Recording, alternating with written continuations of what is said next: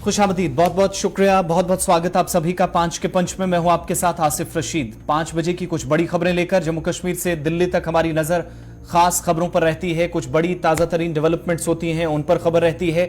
Security से लेकर सियासत तक इस 5 के पंच कार्यक्रम में आप तक खबरें पहुंचाने की कोशिश हमारी आज भी रहेगी। अगले 30 से 35 मिनट तक हमारा और आपका साथ रहने वाला है। लेकिन कुछ बड़ी खबरों की तरफ जाने से पहले फॉर्मेट हमारा जो है उसके मुताबिक हम चलेंगे और सबसे पहले आज की 5 बड़ी खबरों की तरफ। टॉप 5 में खास क्या है वो आपको बताएंगे, क्योंकि कुछ बड़ी खबरें हैं जो इस वक्त देखी और पढ़ी जाने वाली हैं। और गुलिस्तान न्यूज के तमाम सोशल मीडिया प्लेटफॉर्म्स पर, हमारी ऑफिशियल वेबसाइट पर और टेलीविजन स्क्रीन पर भी आप सुबह से लगातार देख और पढ़ रहे हैं, जिन पर सबसे ज्यादा डिबेट्स, डिस्कशंस हो रहे हैं। और इन्हीं टॉप 5 खबरों को सबसे पहले हम आपके सामने लाते हैं, जिन पर सबसे ज्यादा पब्लिक ओपिनियन भी सामने आता है। टॉप 5 में सबसे पहले आपको पड़ोसी मुल्क पाकिस्तान लिए चलते हैं, जहां पर हालात बिल्कुल भी अच्छे नहीं हैं और अब से थोड़ी देर बाद एक बड़ी रैली होने जा रही है। लेकिन रैली से पहले एक बड़ा क्रैकडाउन इस्लामाबाद के अंदर अलग, लाहौर के अंदर अलग शुरू कर दिया गया है। इमरान खान जिनकी तरफ से ट्वीट किया गया और जो उनके पार्टी के वर्कर्स हैं यानी पाकिस्तान तहरीक इंसाफ के,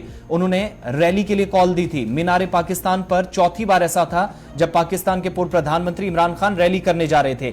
लेकिन मीनारे पाकिस्तान पर रैली से पहले ही हालात खराब ना हो, इसका हवाला देकर पाकिस्तान सरकार की तरफ से एक बड़ा कदम उठाया गया और पुलिस जगह जगह नाके लगा चुकी है, सड़कें बंद हो चुकी हैं और गहमा गहमी का माहौल जहां पर रैली से पहले जरूर था, लेकिन अब अफरा तफरी का आलम भी देखा जा रहा है। पीटीआई के वर्कर्स बहुत सारे अलग अलग जगहों पर जो इस रैली का हिस्सा बनने के लिए पहुंच रहे थे, क्योंकि इमरान खान की तरफ से ट्वीट करके कहा गया कि 6 बजे आप रैली में पहुंचिए, मैं खिताब करूंगा, मैं आपको संबोधित करूंगा। लेकिन उससे पहले जैसे ही इमरान खान तक शायद ये खबरें पहुंची होंगी कि पुलिस ने क्रैकडाउन शुरू कर दिया है, तो बैक टू बैक ट्वीट करके उन्होंने शहबाज सरकार पर हमले भी शुरू कर दिए। पीटीआई चेयरमैन की तरफ से कहा गया तमाम सपोर्टर्स जो पार्टी वर्कर्स हैं जलसे में आए और तरावी प्रेयर्स के बाद यहां पर यानी नमाज तरावी के बाद इस जलसे को आगे बढ़ाया जाएगा और तमाम रिकॉर्ड्स तोड़ने हैं। ये ट्विटर के जरिए वो आवाम से अपील कर रहे थे। इसमें सबसे बड़ी बात जो उनकी तरफ से कही जा रही थी कि हकीकी आजादी का जो नारा उन्होंने दिया है वो मीनारे पाकिस्तान से एक बार फिर रिफ्रेश किया जाएगा, दोबारा से यहां पर नारा दिया जाएगा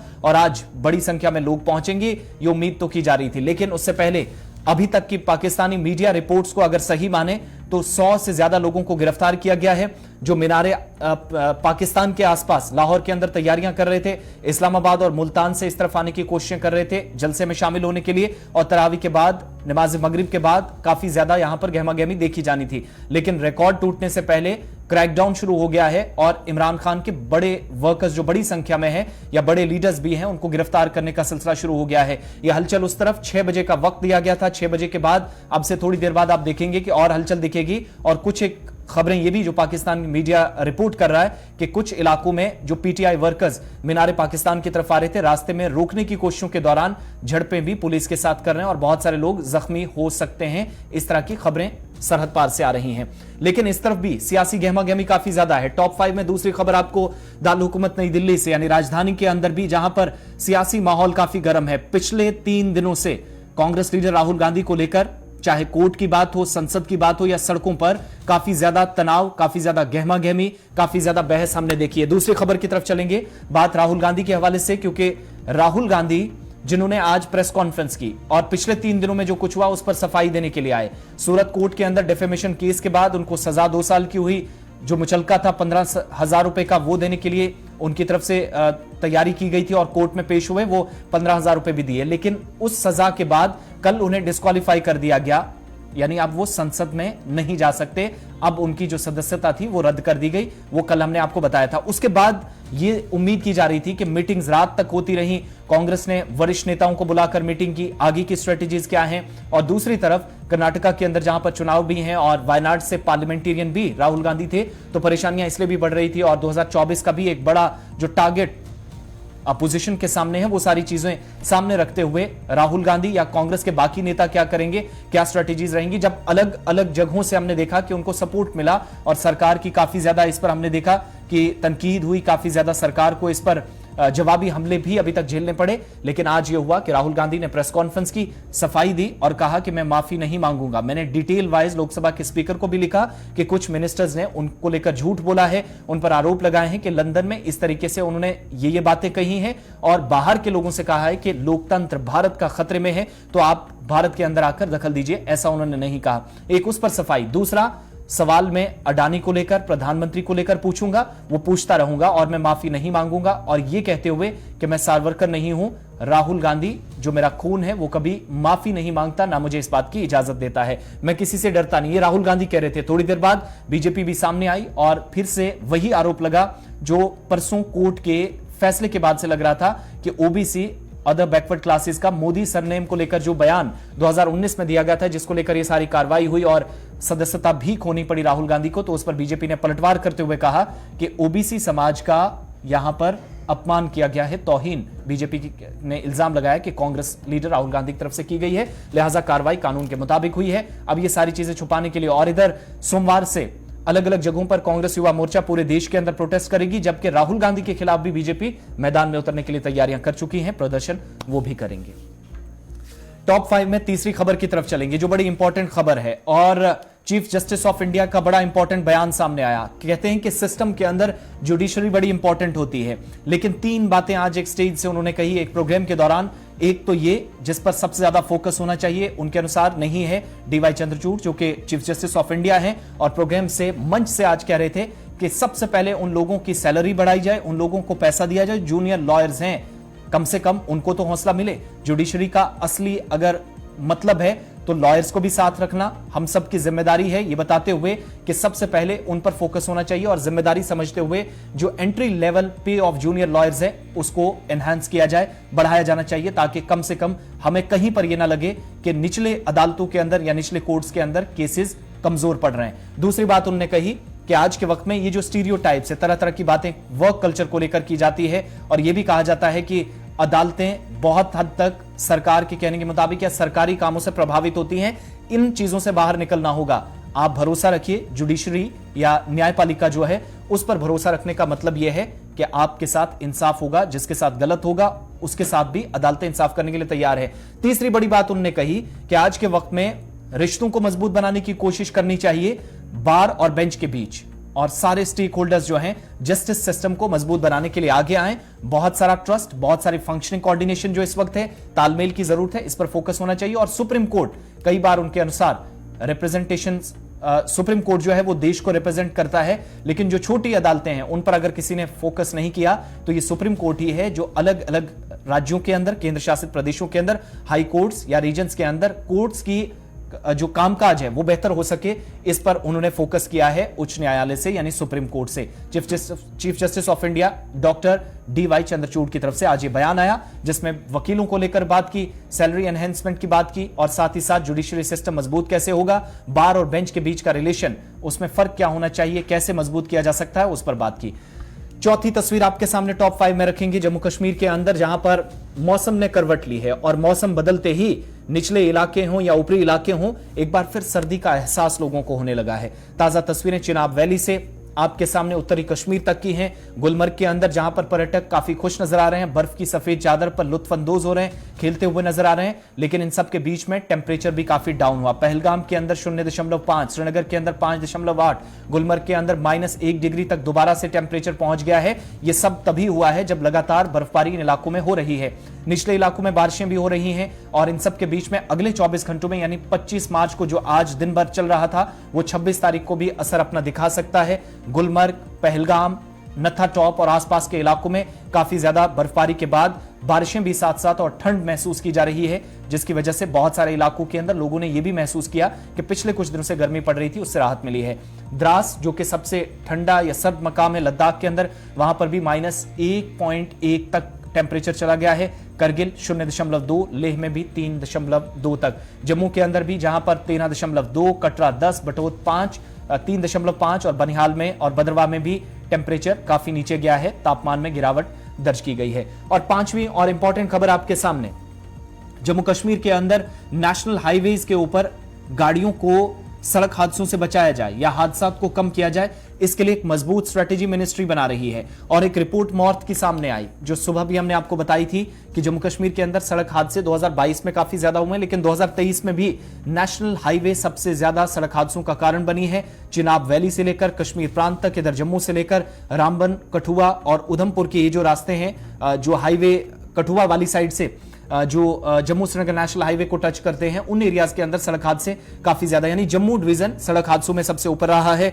और यही वजह है कि 93 लोगों ने अपनी जान गंवा दी है 648 अलग अलग सड़क हादसों में। साल 2022 में नेशनल हाईवे के ऊपर यह मौत की रिपोर्ट बताती है, यानी जो ministry of road transport and highways हैं, इन सब के बीच में हाईवे थोड़ी देर पहले दोबारा से खोल दिया गया गाड़ियों के लिए खराब मौसम के बीच, और कोशिशें हैं कि बिना किसी खलल के गाड़ियां कश्मीर घाटी की तरफ जा सकें। और जो फंसी हुई गाड़ियां थी, रात से पत्थर कैफेटेरिया मोड़ रामबन में गिरे थे, उसके बाद नेशनल हाईवे को ओपन किया गया। लेकिन सड़क हादसा से बचा जाए, इसके लिए अगले 3-4 सालों में आप 2025 तक ये कहा जा रहा है कि एक ऐसी स्ट्रेटेजी बनेगी जहां पर सड़क हादसे बहुत हद तक कम करने में सफलता भी प्राप्त कंसर्न एजेंसीज को या लोगों को होगी। तो ये टॉप 5 यानी 5 बड़ी खबरें थी जो सबसे ज्यादा पढ़ी और देखी जाने वाली थी, जिन पर कुछ डिटेल्स आपके सामने रखी। लेकिन शुरुआत बड़ी खबर के साथ 5 के पंच की करेंगे, और खबर इस समय केंद्र शासित प्रदेश जम्मू के जम्मू प्रांत से आ रही है, सांबा जिले के अंदर, जहां पर एक विस्फोट हुआ है और अभी तक मिस्टीरियस ब्लास्ट ही इसे कहा जा रहा है। ब्लास्ट कैसा था, किस नोयत का था, ये सारी चीजें आहिस्ता आहिस्ता डिटेल वाइज सामने आएंगी।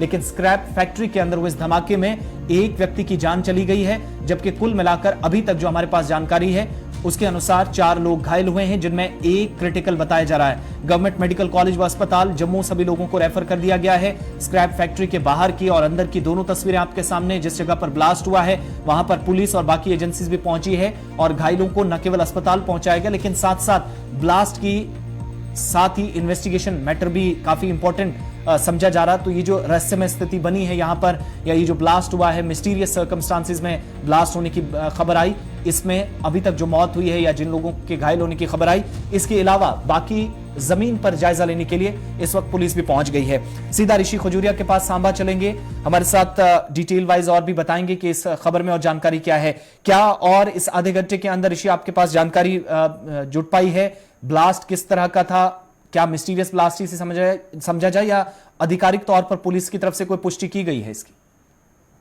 देखिए, आज से आपको बता दें कि इसकी पुष्टि होना भी बाकी है, लेकिन जिस तरह से बड़ी ब्राह्मणा का जो काला गेट इलाका है वहीं पर ये इंडस्ट्रियल एरिया के अंदर स्क्रैप फैक्ट्री में ये धमाका हुआ है। ये आप इसे मिस्टीरियस ब्लास्ट अभी आप कह सकते हैं जब तक इसकी पुष्टि नहीं हो पाती।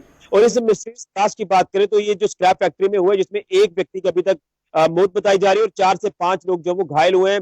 वही आपको बता दें कि रेस्क्यू टीमें वहां पर मौके पर पहुंची हुई है, रेस्क्यू लगातार किया जा रहा है। जो लोग वहां पर मौजूद थे, जो वहां पर काम कर रहे थे, और उसी के साथ साथ पुलिस बल वहां पर तैनात है, फायर ब्रिगेड की टीमें वहां पर पहुंची हुई है, और एडमिनिस्ट्रेशन भी पूरी सिचुएशन पर जो नजर रखे हुए हैं। और इसमें क्या कुछ जानकारी सामने आती है, इसको लेकर इंतजार करना होगा। लेकिन ये काफी एक दुखद है कि स्क्रैप फैक्ट्री के अंदर इस तरह से धमाका होना और उसके बाद वहां पर अफरा तफरी का माहौल बनना और उसमें एक व्यक्ति की मृत्यु होना, जो शुरुआती हमें जानकारी मिल पा रही है, और 4 से 5 लोग जो जख्मी हुए हैं उनको फौरन जो वो अस्पताल में रेफर कर दिया गया है। कितने लोग वहां पर काम कर रहे थे ये जानकारी आना बाकी है, कितने लोग और इंजर्ड हुए हैं ये जानकारी बाकी है, आना बाकी है। रेस्क्यू टीमें जिस तरह से लगातार पहुंची हुई है, तो कुछ देर में ये स्थिति जो पूरी तरह से क्लियर हो पाएगी कि आखिर धमाका किस कारण जिस व्यक्ति की मौत हुई है और 4 लोग घायल हैं, ये क्या फैक्ट्री के वर्कर्स हैं, कोई बाहर के लोग हैं, कहां के हैं, ये इस बारे में कोई कंफर्मेशन हो पाई है? देखिए, अभी तक ये जानकारी मिल पा रही है कि ये लोग वहीं पर काम करते हैं, और जो भट्टी वहां पर इस्तेमाल में लाई जाती है, स्क्रैप का मटेरियल जब फैक्ट्री के अंदर लाया जाता है उसे शायद मेल्ट किया जाता है या कुछ इस तरह से कोई ऐसा उसमें मटेरियल ऐसा आ गया है कि जो भट्टी में डालने के बाद वो ब्लास्ट का रूप ले लेता है, वहां धमाका हो जाता है। लेकिन ये जो है वो सोचने वाली बातें हैं, लेकिन क्लियर पुष्टि जो है वो जिस तरह से पुलिस वहां पर पहुंची है, एडमिनिस्ट्रेशन के अधिकारी हैं, वो पूरी सिचुएशन को वॉच कर रहे हैं, और क्या जानकारी सामने आती है कि धमाका किस कारण से हुआ है, इसको लेकर मुझे लगता है कि इंतजार करना हमें करना एक चीज और भी बताइएगा, ये अभी जो स्क्रैप फैक्ट्री को जरा समझाइएगा, यहाँ क्या बनाया जाता है, किस तरीके से एक आम व्यक्ति को समझाया जाए स्क्रैप फैक्ट्री का मतलब असल में क्या है, और वर्कर्स की कुल तादाद कितनी है, यहाँ पर कहाँ के लोग हैं? देखिए, ये बाहर की लेबर जो यूपी बिहार वाली साइड से यहाँ पर लेबर काम करने आती है, ये वो लेबर हो सकती है। और जो स्क्रैप के अंदर फैक्ट्री के अंदर जो सामान आता है, जिसमें प्लास्टिक का मटेरियल आता है, लोहे का सामान आता है, और कई ऐसा जो सामान जैसे बैटरीज का कोई मटेरियल जो बचा होता है, तो उसने उसमें भी हो सकता है क्योंकि ऐसा मटेरियल आ गया हो जो ये धमाका जो वो भट्टी में डालने के बाद इसका धमाका हुआ है और उसके बाद ये पूरी सिचुएशन बनी है। वहां पर एक डेथ रिपोर्ट हो रही है, 4 से 5 लोग इंजर्ड हैं और कितने लोग वहां पर काम कर रहे थे एग्जैक्ट फिगर आना बाकी है। मुझे लगता है कि थोड़ी देर में स्थिति वो पूरी क्लियर हो जाएगी। जिस तरह से तस्वीरें आपके सामने ही है कि पुलिस अधिकारी वहां पर पहुंचे हुए हैं, पूरी सिचुएशन का जायजा ले रहे हैं और ये रिपोर्ट जो है वो जल्द ही सामने आ जाएगी कि आखिर धमाका किस कारण से हुआ और कितने लोग वहां पर काम कर रहे थे। धन्यवाद ऋषि खजुरिया सांबा से जानकारी देने के लिए। तस्वीरें आपके सामने हैं, ये तस्वीरें उस जगह की हैं, यानी स्क्रैप फैक्ट्री में जो धमाका हुआ है, जिसके बाद सिक्योरिटी फोर्सेस यहां पर पहुंची हैं, पुलिस की टीम यहां पर पहुंची है और एक व्यक्ति के मौत की जो खबर थी उसकी पुष्टि आधिकारिक तौर पर भी डिप्टी कमिश्नर सांबा अनुराधा गुप्ता की तरफ से कर दी गई है। स्क्रैप फैक्ट्री के अंदर बड़ी ब्राह्मणा का ये एरिया है, यानी सांबा के अंदर ये जो ब्लास्ट हुआ है जिसमें 4 लोग अभी तक घायल हैं, जिनमें से एक जिसकी हालत गंभीर बताई जा रही है वो इस वक्त गवर्नमेंट मेडिकल कॉलेज व अस्पताल जम्मू रेफर कर दिया गया है। और बाकी फैक्ट्री के अंदर क्या कोई जख्मी हुआ है, हालात का जायजा लेने के लिए, परिस्थितियां अभी अंदर की कैसी हैं, ब्लास्ट किस तरीके से हुआ, क्या सामान के अंदर ही कोई ऐसी चीज थी जो ब्लास्ट होती है या बाकी कोई इस तरीके से कोई विस्फोट रखा गया था, कोई और साजिश हो सकती है, ये सारी चीजें जांच का विषय है। तो इन्वेस्टिगेटिव पार्ट पर भी काफी इंपॉर्टेंट चीजें रहेंगी, डिस्कशन इस पर डिटेल वाइज होगा। अधिकारी इस वक्त मौके पर हैं, तस्वीरें आपके सामने हैं सांबा के अंदर ब्लास्ट की और अब पुलिस भी यहां पर जांच में जुट गई है। ताजा तस्वीरें सांबा की आपके सामने हैं। आगे बढ़ते हैं, बात जम्मू की हो रही है तो सांबा के अंदर जहां पर इस समय कार्रवाई चल रही है, जांच चल रही है, लेकिन बड़ी खबर जम्मू में ही जहां पर आरएसपुरा के अंदर आज छापेमारी हुई।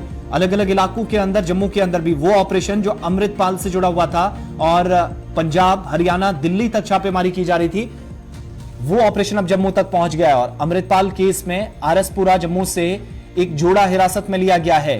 बताया जाता है कि ये पति पत्नी है, अमृतपाल जो कि फरार है पिछले कुछ दिनों से और पुलिस लगातार, चाहे वो पंजाब राज्य हो, चंडीगढ़ हो, इसके अलावा दिल्ली के अंदर भी बड़े पैमाने पर कार्रवाइयां की गई, लेकिन अभी तक कोई सुराग नहीं मिला। हालांकि उसके बहुत सारे साथी जो हैं वो गिरफ्तार भी किए गए। हरियाणा, पंजाब, चंडीगढ़, हिमाचल प्रदेश, उत्तराखंड और यहां तक कि दिल्ली से लेकर अब जम्मू कश्मीर तक, ये तस्वीर आपके सामने जो आज इंफॉर्मेशन दी गई कि जम्मू के अंदर कार्रवाई हुई, आरएसपुरा से गिरफ्तारी हुई है अमृतपाल केस में और ये जोड़ा जो गिरफ्तार हुआ है, बताया जाता है कि ये पपलप्रीत सिंह, जिनको बताया जाता है जो अमृतपाल का मेंटर है, उसके साथ यानी पपलप्रीत के साथ ये लोग कांटेक्ट में थे और 2 लोगों की गिरफ्तारी हुई है। अब इनसे पूछताछ के दौरान क्या कुछ चीजें सामने आई हैं, ये सारी चीजें अभी सामने आना बाकी है, लेकिन इसमें बयान डीएसपी हेडक्वार्टर्स डॉक्टर सुनैया शकुरवानी की तरफ से भी जारी किया गया। उन्होंने कहा कि अमरीक सिंह और उसकी पत्नी सरबजीत कौर को पुलिस की तरफ से गिरफ्तार किया गया है कुलियां आरएसपुरा से। सीधा जम्मू चलते हैं, तस्वीरें भी साथ आप जरूर देखिएगा। इस जोड़े को गिरफ्तार किया गया है, लेकिन ऑपरेशन को लेकर और जानकारी क्या है, रितिका राजपूत जम्मू से हमारे साथ है। रितिका, अपडेट कीजिएगा। ऑपरेशन सुबह सुबह शुरू हुआ था, दोपहर होते होते खबर आई कि गिरफ्तारियां भी हुई हैं, इस वक्त शाम होते होते क्या और जानकारी है?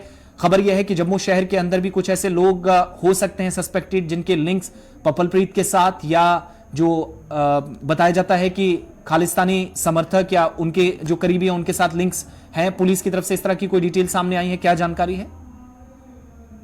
जी, आपको बता देना चाहते हैं कि इस समय अमृतपाल से कनेक्टेड जितने भी लोग हैं उनको दर दबोचने की तैयारियां जो हैं वो पहले से ही चल रही थी। आपको बताते हैं कि गुपचुप तरीके से जम्मू में काफी दिनों से यहाँ पे सर्चेस चलाई जा रही थी। जिन भी लोगों पे शक था उनके विषय में पूरी जांच पड़ताल की जा रही थी, उनके कहीं ना कहीं इंक्वायरी का काम जो है वो गुपचुप तरीके से चल रहा था। इसी पे एक बड़ी सफलता मिली है कि 2 लोगों को हिरासत में लिया गया है जिनका कनेक्शन पपल सिंह यहाँ इनके साथ बताया जा रहा है, पपलप्रीत जिनका नाम बताया जाता है, जो कि डायरेक्टली अमर इनके साथ कनेक्टेड है, जो कि खालिस्तानी सोच को आगे लेके जाने का कार्य करते हैं और अमृतपाल के साथ कनेक्टेड होने के शक में इन्हें गिरफ्तार भी किया गया और इन्हें पंजाब पुलिस के हवाले कर दिया गया है। जो कि अभी तक की प्राप्त जानकारी और सूत्रों के मुताबिक जो जानकारी प्राप्त हो रही है, अभी भी जिन लोगों पे भी शक है उन पे कहीं ना कहीं निगाह बनाई गई है। ये भी बयान पुलिस की तरफ से जो एसएचओ मीरान साहिब हैं, रितिका मुश्ताक जहीर, वो ये बता रहे हैं कि अरेस्ट इस कपल को अरेस्ट जम्मू से किया गया जहां रेंटेड प्रॉपर्टी में थे, तो वहां से इसका मतलब है विद इन सिटी भी ऑपरेशन चला है। कुछ और जानकारी है कि ये कार्रवाई अभी जारी है या जारी रह सकती है या सिर्फ गिरफ्तारी के बाद ऑपरेशन जम्मू के अंदर खत्म हुआ?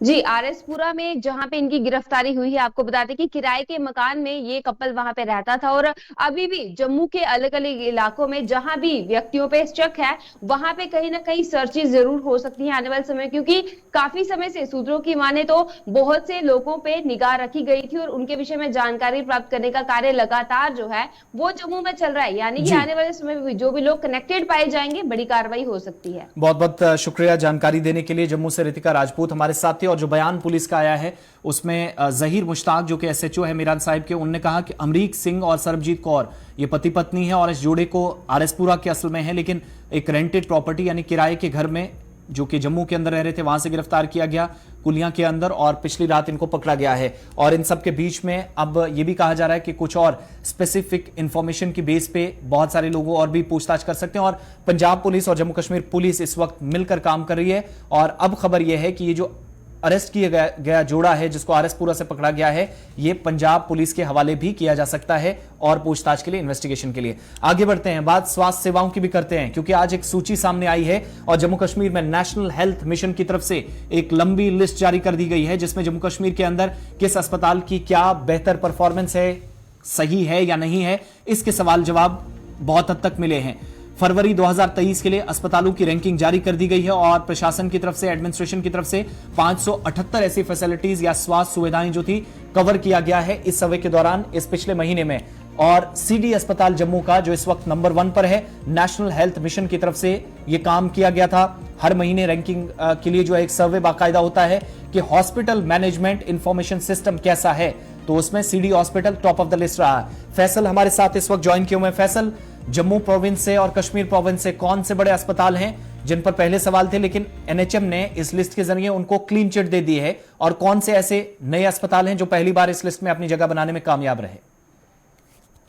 देखिए, बिल्कुल आसिफ, अगर हम इस प्रोग्राम की बात करें तो ये नवंबर 2022 में एलजी साहब ने इसको लॉन्च किया था। जो जैसे सेहत प्रोग्राम था उसके तहत इसको लॉन्च किया गया था, ताकि जो हमारे हॉस्पिटल है इनमें पूरे तरीके से जो ये पता चले कि कहाँ पे क्या फैसिलिटी है और कितनी फैसिलिटी हमारी है। तो इसके पहले जो पहले फेज में करीबन 580 के करीब हमारे हॉस्पिटल से जिनको कवर किया गया था और आगे जाके उसको एक्सटेंड भी किया जाएगा। तो जैसे ही ये रैंकिंग सामने आई तो 3 चीजों को देख के रैंकिंग की गई। एक तो जो रजिस्ट्रेशन में होती है, उसके साथ साथ जो ईएमआर होता है, इलेक्ट्रॉनिक मीडिया मेडिकल रिकॉर्ड होता है, उसके साथ साथ जो पेशेंट फीडबैक होता है उसको देखकर जो है, जैसे पोर्टल भी सामने रखे गए कि पेशेंट आप फीडबैक भी दे सकते हैं। तो इस चीज को देखकर, इन 3 चीजों को देखकर ये रैंकिंग जो है की गई। तो इस बार अगर हम सबसे पहले देखें तो जीएमसी जम्मू के जो हॉस्पिटल है, खासकर सीडी हॉस्पिटल जम्मू की बात करें, इसके साथ साथ उनके साथ ये साइकेट्रिक हॉस्पिटल जो जम्मू का है वो सब पहले नंबर पे आए हैं, जो कि एसोसिएटेड हॉस्पिटल थे जम्मू के उस कैटेगरी में। जो बॉटम में आया है, टॉप बॉटम में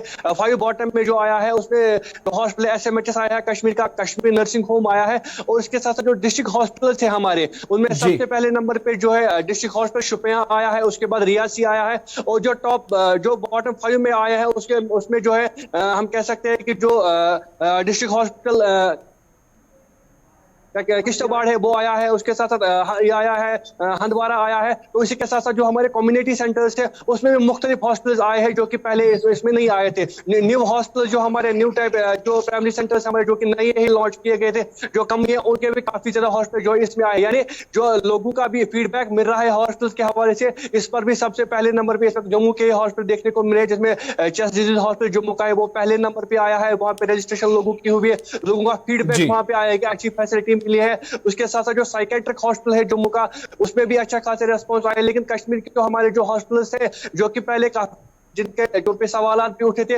वो हॉस्पिटल भी यहाँ पे आए। खास एसएमएचएस की बात करें, जीएलएनएम की बात करें, जो डिस्ट्रिक्ट हॉस्पिटल है हमारा वो इस वक्त लिस्ट में आया है। कश्मीर नर्सिंग होम जो कि पहली बार इस बार इस लिस्ट में आया है, फरवरी के लिस्ट में, जो भी काफी ज्यादा सवाल उसमें उठे थे। तो कहीं ना कहीं जो कोशिश है सरकार की, जो हमारे जो हेल्थ सेक्टर है हमारे उसको इम्प्रूव करने के, तो ये एक बड़ा बेहतरीन इनिशिएटिव लिया था सरकार ने कि हर महीने जो इनकी रैंकिंग की जाएगी, तो जिससे पता चलेगा कि किस हॉस्पिटल में कैसी फैसिलिटी है, पेशेंट्स का कैसा रेस्पॉन्स है, वहाँ पे तो कहीं ना कहीं बेहतरीन इनिशिएटिव, एक अच्छा रेस्पॉन्स जो इन हॉस्पिटल में पेशेंट्स का मिलता है, जो कि अब सामने आया है। खासकर जैसा कि जम्मू की बात आई है, जम्मू में मैक्सिमम हॉस्पिटल जो जीएमसी के हैं वो इस लिस्ट में आए हैं, चाहे वो साइकेट्रिक हॉस्पिटल की बात हो, सीडी हॉस्पिटल की बात हो, या कश्मीर में जो एसएमएचएस हॉस्पिटल है, सबसे बड़ा टेरिटरी केयर हॉस्पिटल यहाँ पे माना है, किम्स के बाद माना जा रहा है, जो कि सरकार के पास है, जीएमसी के अंडर आता है, तो वहां से भी अच्छा रेस्पॉन्स पेशेंट्स का मिलता है। तफसीलात फराहम करने के लिए, श्रीनगर से हमारे साथ रहने के लिए। और ये जो लिस्ट सामने आई है, फटाफट से कुछ चीजें और भी इसमें ऐड करते चलें, क्योंकि कैटेगरीज बनाई गई हैं। तो कैटेगरीज में स्टेट हॉस्पिटल्स यानी जो गवर्नमेंट मेडिकल कॉलेज से जुड़े हैं, पहला रैंक इसमें chest disease hospital CD hospital Jammu को, psychiatric disease hospital Jammu, GMC Baramulla, AHGMC Rajouri, इसके अलावा जीएमसी डोडा, ये वो अस्पताल हैं जो टॉप ऑफ द लिस्ट हैं। लेकिन बॉटम 5 की जब बात होती है तो SMHS GMC Srinagar, Kashmir nursing home Srinagar, children hospital Bemina, इसके अलावा साइकेट्रिक डिजीज हॉस्पिटल श्रीनगर और जीएमसी कठुआ, ये निचले पायदान पर रहे हैं बड़े अस्पतालों की जहां बात है। डिस्ट्रिक्ट हॉस्पिटल्स में district hospital Shopian, district hospital Reasi, government hospital Gandhinagar Jammu, district hospital Samba, district hospital JLNM Srinagar, ये टॉप ऑफ द लिस्ट हैं। और डिस्ट्रिक्ट हॉस्पिटल्स में जो निचले पायदान पर हैं, इनमें इस कैटेगरी में district hospital Kishtwar, DH Handwara, DH Pulwama, DH Ramban और गांदरबल का जिला अस्पताल, जो कि इस समय निचले पायदान पर हैं।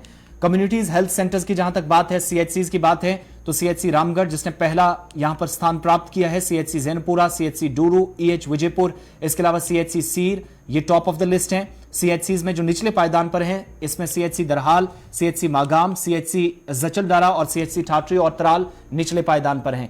इसके अलावा जो एक और कैटेगरी प्राइमरी हेल्थ सेंटर यानी जिनको पीएचसीज आप कहते हैं, और यूपीएचसीज अपर प्राइमरी हेल्थ सेंटर्स, पहला रैंक जो है वो पीएचसी अच्छाबल को गया है, पीएचसी मटन को दूसरा, पीएचसी काकापुरा को तीसरा, श्री गुफ्फारा अनंतनाग तीसरा और पीएचसी अशमुकाम चौथा, बल्कि पांचवां।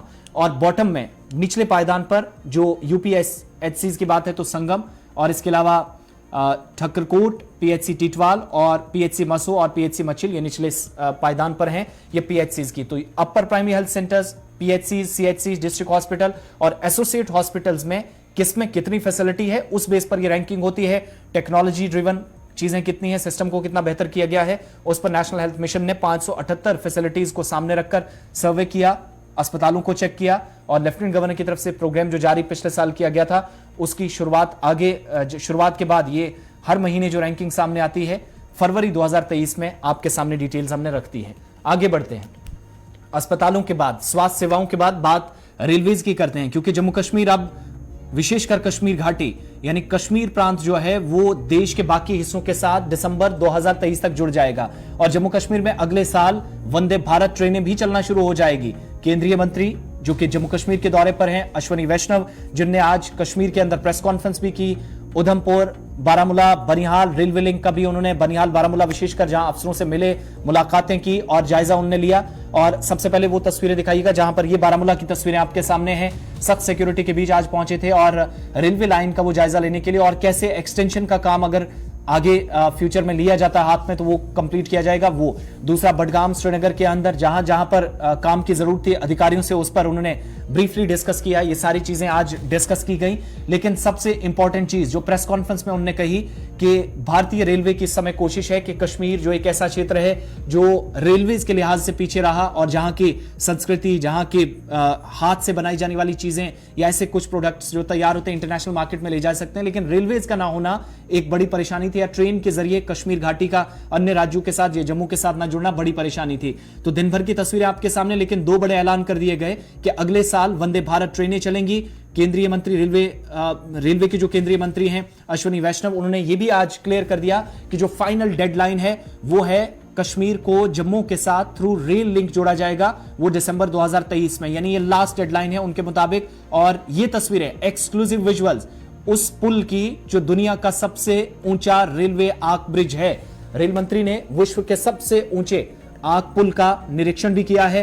कल यहां पर एक और ट्रायल होने जा रहा है, आपसे थोड़ी देर बाद वो लेफ्टिनेंट गवर्नर से भी श्रीनगर के अंदर मिलेंगे, उनसे भी बात करेंगे। लेकिन सबसे इंपॉर्टेंट तस्वीरें आपके सामने, जहां ट्रॉली जो कि टनल्स के जरिए कैसे जाएगी, ट्रॉली का निरीक्षण किया, ट्रॉली में खुद बैठकर उन्होंने निरीक्षण किया। एक्सक्लूसिव विजुअल्स आपके सामने, और साथ ही साथ ये तस्वीरें कश्मीर की। एक बार फिर से वो तस्वीरें पुल की जरा दिखाइएगा, दुनिया का सबसे ऊंचा ब्रिज जहां पर रेल मंत्री पहुंचे थे, और ये वो तस्वीरें हैं जहां पर आज उन्होंने पहुंचकर कामकाज का जायजा लिया। और यहां से कल एक और ट्रायल होने जा रहा है, एक और ट्रेन यहां से गुजरेगी और इससे पहले भी 2 बार ट्रायल्स हो चुके हैं जो कामयाब रहे। तो अश्विनी वैष्णव, तस्वीर आपके सामने है जहां पर रेलवे के अधिकारी उनको ब्रीफ कर रहे थे और ये ट्रॉली के जरिए निरीक्षण करने का मतलब हुआ कि इस पुल के ऊपर कहीं ट्रैक में, लाइन में कोई किसी टेक्निकली किसी तरह की कोई खामी, कोई कमी होगी तो उसको दूर कर दिया जाएगा। और रेल मंत्री यहां पर भी कल सुबह एक बड़ा कार्यक्रम होने वाला है 10:30 के आसपास, वो भी आपको जरूर दिखाएंगे। लेकिन 2 बड़ी बातें कि उधमपुर बनिहाल रेलवे लाइन जो है इस साल दिसंबर में कंप्लीट हो जाएगी। एक ये फाइनल टच देने की बात कही गई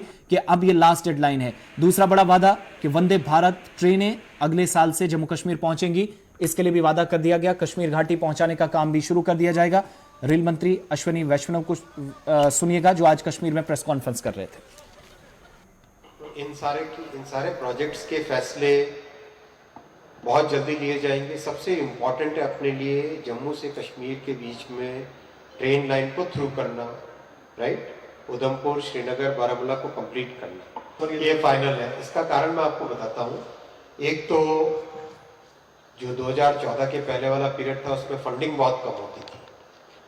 ये 35,000 करोड़ का प्रोजेक्ट है, 35,000 करोड़ रुपीस का प्रोजेक्ट है। इतने बड़े प्रोजेक्ट को अगर साल में 700-800 करोड़ रुपए मिलेंगे तो कितनी प्रोग्रेस हो पाएगी। इसीलिए मोदी जी ने 2014 में आते ही सबसे पहले 700-800 करोड़ को डबल किया, फिर मोदी जी ने इसको 3 गुना किया, फिर 4 गुना किया और अब 6 गुना किया। दूसरा टेक्निकल पॉइंट क्या है, अपने जो हिमालयस है, हिमालय पहाड़ एक यंग पहाड़ है, यंग पर्वत है। यंग होने का मतलब क्या हुआ? यंग होने का मतलब ये हुआ कि जब इसमें टनलिंग करते हैं, हिमालय में कोई भी टनल करते हैं तो जो जमीन अंदर से मिट्टी जो रहती है वो सॉफ्ट रहती है, यानी टनल बनाना बहुत ही मुश्किल रहता है हिमालयन माउंटेन्स में।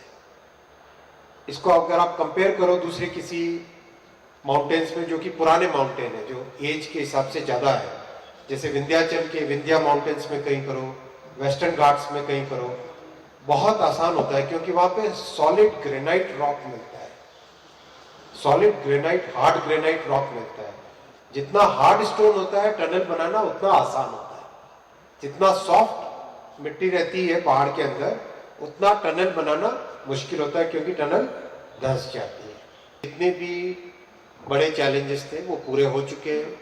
कल मैं चिनाब का ब्रिज भी देखूंगा, तो करीब करीब सारे डिफिकल्ट काम हो चुके हैं। इसलिए आप बड़े तसल्ली के साथ 2023 के एंड में 2024 की 2023 के एंड में एक ट्रेन सर्विस यानी कश्मीर को जोड़ने का काम करेगी उधमपुर बारामूला रेलवे लाइन के जरिए। और तीसरा जो दूसरी बड़ी बात कही गई कि अगले साल वंदे भारत ट्रेनें भी आप उसको भी एंजॉय कर सकेंगे क्योंकि ट्रैक जब ये मुकम्मल होगा तो उसके लिए रास्ते ऑटोमेटिकली आसान हो जाएंगे। आगे बढ़ते हैं, मार्ग की बात हो रही है तो बड़ी खबर इस वक्त जो रियासी से आ रही है जहां पर कटरा शिवखोड़ी सड़क बंद हो गई है।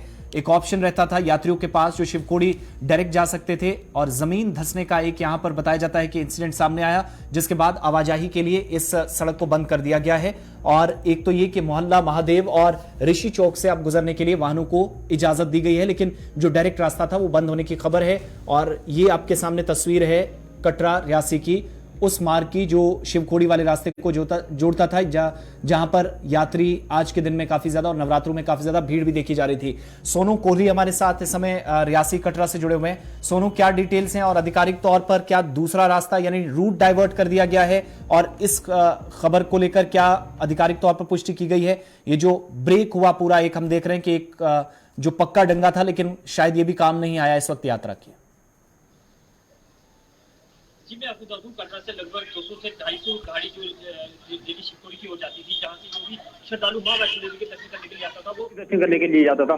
अभी मैं बात करूं तो अभी रियासी से जो खबर आ रही है, कटरा से जो लगभग 25 किलोमीटर दूर बारादरी में, वहां से एक दंगा धंसने के कारण जो कि जो सड़क है वो क्षतिग्रस्त हो गई है, उसको लेके जो वहां की आवाजाही है वो बंद कर दी गई है। मगर जिला आयुक्त रियासी जो है वो उसने मौके पर अपने अधिकारी के साथ वहां पे मौके पे जाके जायजा लिया है और वो रास्ता जो है वो बंद कर दिया गया। फिलहाल अभी तक जो शिवखोड़ी से जो गाड़ियां आ रही हैं उनको रियासी से ऋषि चौक से होते हुए कटरा की ओर रवाना किया जा रहा है। तो क्या ये दूसरा ऑप्शन है कि यात्रा कंटिन्यू रहेगी, यानी किसी तरीके से खलल नहीं पड़ेगा? इधर कटरा के अंदर भी काफी ज्यादा हम भीड़ भाड़ देख रहे हैं नवरात्रों के दौरान। कि बिल्कुल नवरात्रों में काफी ज्यादा श्रद्धालु जो मां वैष्णो देवी के दर्शन करने के लिए कटरा आ रहे हैं, वही जो दर्शन करने के बाद वह शिवकोड़ी जाते हैं। मगर अभी तो की बात की जाए तो वो रास्ता जो फिलहाल बंद कर दिया गया है, तो दूसरे रास्ते से जो आवाजाही कंटिन्यू शुरू है, मतलब यात्रा सुचारू रूप से अभी तक ठीक चल रही है। दूसरे वाले ये जो पुराना मार्ग था जहां से डायरेक्ट लोग जाते थे, इसका बहाली का काम भी कहा जा रहा है कि शुरू किया जाएगा। अभी मौसम भी खराब है, कितना वक्त लग सकता है? क्योंकि दूसरा रास्ता जो है वो तो काफी लंबा पड़ने वाला है उस हिसाब से यात्रियों को। जी बिल्कुल, यहाँ से मैं आपको बता दूं कि ये जो रास्ता है, अभी तो कल से जो लगातार बारिश यहाँ पे हो रही है। अब जिला आयुक्त ने वहाँ पे मौके पे जाके जायजा लिया है, मगर कल तक जब बारिश रुकेगी उसके बाद ही इसका निर्माण शुरू किया जाएगा। बहुत बहुत शुक्रिया डिटेल्स देने के लिए। तो ये बड़ा इंपॉर्टेंट रास्ता था, लेकिन अब मोहल्ला महादेव और ऋषि चौक से गाड़ियों को गुजरने की इजाजत होगी। जमीन धंसने से यहां पर वाहनों की आवाजाही बंद की गई और ये कटरा शिवखोड़ी सड़क मार्ग है। डायरेक्ट यहां से यात्री शिवखोड़ी के लिए जाते थे, लेकिन श्रद्धालुओं को थोड़ी सी परेशानियां आप झेलनी पड़ सकती हैं। फिलहाल किसी तरीके से कोई नुकसान नहीं हुआ है। मौसम खराब है तो उस वजह से खुद प्रशासन को परेशानियां आ रही हैं। इस तरह की जो डिटेल्स हैं अभी तक मिल रही हैं। ये एक तरफ की बात थी, लेकिन अब इसके साथ साथ आगे बढ़ते हैं। बात आपको बताते हैं उस ठग के हवाले से, उस शख्स को लेकर जो जम्मू कश्मीर के अंदर पहुंचा था और कैसे परेशानी प्रशासन के लिए भी कर रहा था। गुजरात से एक शख्स जाता है और जम्मू कश्मीर के अंदर यह कहता है, प्रशासन को बेवकूफ बनाता है, आंखों में धूल झोंकता है, जिसका नाम किरण भाई पटेल बताया गया। और यह व्यक्ति जो कि ठग था, यह प्रशासन की नजरों में नहीं था और कहा गया कि मैं पीएमओ का अधिकारी हूं, यानी प्रधानमंत्री कार्यालय से वो गया है और जम्मू कश्मीर के सरकारी दौरे पर है। क्या क्या काम उसने करना था वो सारी चीजें उसने की। मगर ठग किरण पटेल से जुड़ी हुई इस वक्त बड़ी खबर यह है कि गुजरात के सीएमओ में, यानी चीफ मिनिस्टर ऑफिस जो है, वहां पर भी एक अधिकारी ने इस्तीफा दे दिया है। और ये जो कॉनमैन वाला मसला था, यह अब गुजरात तक पहुंच गया है। ऑलरेडी एटीएस को केस सौंपा गया था। किरण पटेल जेल में है। अदालत ने 2 बार जमानत अर्जी खारिज कर दी, रद्द कर दी, कोई वहां से राहत नहीं मिली। लेकिन किरण पटेल का ये जो मामला था, जो उसने गड़बड़ी की थी, जो फ्रॉड किया था, उसमें असल में अब क्या हुआ कि गुजरात का जो मुख्यमंत्री का जो दफ्तर है, यानी चीफ मिनिस्टर ऑफिस है, वहां पर 20 वर्षों से काम करने वाले एक अधिकारी ने इस्तीफा दे दिया है। और उस अधिकारी ने इसलिए इस्तीफा दिया कि किरण पटेल जो 3 मार्च को श्रीनगर से गिरफ्तार हुआ, उस केस से जुड़े हुए उसके बेटे का नाम सामने आया। इसके बाद उसने इस्तीफा दिया। सरकारी सूत्रों ने इसकी पुष्टि की है कि सीएमओ में जो अतिरिक्त जनसंपर्क अधिकारी, यानी एडिशनल ऑफिसर के तौर पर, या जो पीआरओ जिनको आप कहते हैं, लोगों के साथ राब्ता करना इनकी जिम्मेदारी होती है, हितेश पांड्या, जिन्होंने इस्तीफा दे दिया है। और इस्तीफा इस नाराजगी में दिया कि उनका बेटा अमित पांड्या, जिनको गिरफ्तार कॉनमैन किरण पटेल के साथ संबंध को लेकर कुछ बातें सामने आई थी, सवाल उठे थे, विवाद के बीच अब उनने इस्तीफा दे दिया है। और सूत्र यह भी बताते हैं कि करीब 2 दशक तक सीएमओ में पांड्या जुड़े रहे, काम करते रहे। मुख्यमंत्री भूपेंद्र पटेल के साथ वो काफी नजदीकियां भी उनकी थी, लेकिन आज अपना इस्तीफा उनको सौंप दिया है। और ये तस्वीर भी आपके सामने उस कॉनमैन की, उस ठग की भी, जिसने जम्मू कश्मीर के अंदर सरकारी खजाने को करोड़ों रुपए का नुकसान पहुंचाया। लेकिन साथ ही साथ इसकी वजह से एक दूसरे शख्स की भी कैसे नौकरी यहां चली गई, या वो मजबूर हुआ नौकरी छोड़ने पर। उसके बेटे का नाम इस शख्स के साथ फ्रॉड केस में जोड़ा गया, जिसके बाद चीफ मिनिस्टर के दफ्तर में, यानी सीएमओ गुजरात के अंदर काम करने वाले पांड्या की तरफ से इस्तीफा सौंप दिया गया है मुख्यमंत्री को। और ये हृदेश पांड्या की तस्वीर आपके सामने है, जिसकी आधिकारिक तौर पर भी पुष्टि अब की जा रही है। चलिए आगे बढ़ते हैं, फटाफट से आपको खबर बताते हैं सुरनकोट पुंछ की, जहां पर आज लोगों की तरफ से प्रदर्शन किया गया, प्रोटेस्ट हुआ। और यह प्रोटेस्ट सुरनकोट के अंदर कोऑपरेटिव सोसाइटी डिपार्टमेंट के खिलाफ किया गया, जहां पर बीज के साथ साथ लोगों के मुताबिक, जो प्रदर्शन करने वाले लोग हैं, इनके अनुसार इलाके के अंदर किसानों की एक बड़ी संख्या है, फसल का काम करना है, इन दिनों खेतीबाड़ी शुरू हो चुकी है, लेकिन लगातार बारिशें परेशानी काफी ज्यादा उनके लिए कर रही हैं। और ऐसे में खाद काफी मुश्किल से इन लोगों को मिल रही है। बारिशों के दौरान खाद का कम मिलना या न मिलना इनके लिए परेशानी का कारण बन गया है। और डिपार्टमेंट इस समय गहरी नींद सोया हुआ, ये आरोप इन लोगों की तरफ से लगाए गए। कोऑपरेटिव सोसाइटी के जो ऑफिसर्स हैं, उनके साथ हमने कांटेक्ट करने की कोशिश की, लेकिन अभी तक उन्होंने इसको लेकर कोई आधिकारिक तौर पर बयान जारी नहीं किया है। लेकिन ये जो कहा जा रहा है कि शॉर्टेज इस वक्त है, एक तो बीज, और साथ ही साथ जो बड़ी परेशानी है, खाद इस वक्त कोऑपरेटिव सोसाइटी की तरफ से नहीं मिल रही है, जिसके खिलाफ आज सुरनकोट के अंदर बस स्टैंड में प्रोटेस्ट किया गया। सिविल सोसाइटी के मेंबर्स भी थे, किसानों की एक बड़ी संख्या थी, जो डिप्टी कमिश्नर से इस केस में मुदाखलत की अपील कर रही थी। इस वाले से है कि जो हमारी जो किसानों की जो मांग थी, जो हमारा फसल है, उसके लिए हमें खाद बहुत जरूरी चाहिए थी। और खाद ना होने की वजह से लोग बहुत मजबूर हुए हैं। अगर गवर्नमेंट हमें खाद नहीं दे सकती तो जो लोगों ने फसल बीजी हुई है उसका मुआवजा देने के लिए उनको करना चाहिए, क्योंकि टाइम पर अगर खाद नहीं मिलेगी तो उसमें लोगों का नुकसान बहुत ज़्यादा है। लोगों ने एक साल के लिए मेहनत की है, अपने फसल बोगे हैं और आज खाद की वजह से हमें बहुत नुकसान हो 15 दिन से हो रही है। इस वक्त बिल्कुल जो फसल है हमारा गंदम का और हमारे यहाँ जो माल मवेशी के लिए एक अहम चीज़ है, क्योंकि घास तो ख़त्म हो जाता है, स्टल नाम की एक चीज़ होती है, वो बिना खाद के होती नहीं। आज सब निसार पे हैं। आज की डेट में गवर्नमेंट ऑफ जम्मू कश्मीर बातें तो बड़ी करते हैं वो कि हमने नया कश्मीर बनाया है, नया भारत बनाया है। लोगों को, जिम्मेदारों को, किसानों को आप खाद नहीं दे सके, क्या भारत बनाएंगे, क्या जम्मू कश्मीर बनाएंगे आप? मैं डीसी साहब से चलिए, 5 का पंच आप देख रहे थे। वक्त यहां पर छोटे से ब्रेक का है। इस कार्यक्रम में फिलहाल इतना ही, लेकिन ब्रेक के उस पार देखिएगा हमारा खास कार्यक्रम ग्राउंड रिपोर्ट।